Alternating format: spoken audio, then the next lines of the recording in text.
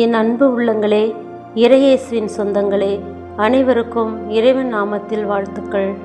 நாம் அனைவரும் தவக்காலம் 4ஆம் வார வெள்ளிக்கிழமையாகிய இன்று யோவான் நற்செய்தி அதிகாரம் 7 இறைவசனங்கள் 1, 2, 10 மீண்டும் 25 முதல் 30 முடிய இறைவார்த்தையை தியானிக்க அழைக்கப்பட்டிருக்கிறோம். தவக்காலம் என்பது வருடந்தோறும் வந்து போகும் வழக்கமான நாட்கள் அல்ல என்பதை நாம் முதலில் உணர்ந்து கொள்ள வேண்டும்.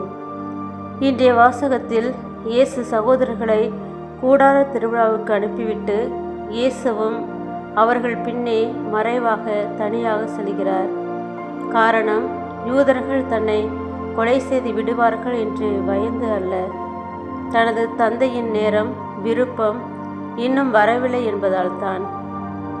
தனது சொந்த விருப்பத்தை நிறைவேற்ற இயேசு இவ்வுலகிற்கு வரவில்லை, இறை தந்தையின் விருப்பத்தை நிறைவேற்றவே இவ்வுலகிற்கு வந்தார்.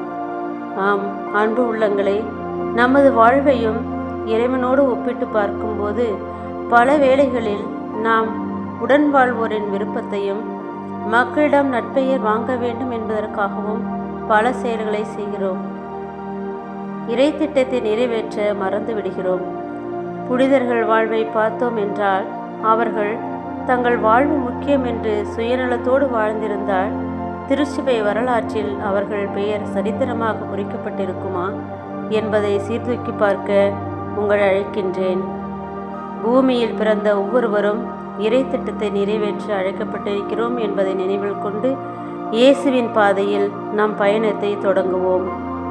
இறைக்கரம் என்றும் நம்மை வழிநடத்தும், வாழ வைக்கும் என்ற நம்பிக்கை படகில் பயணிப்போம். இறைவன் நம்மை ஆசீர்வதிப்பாராக.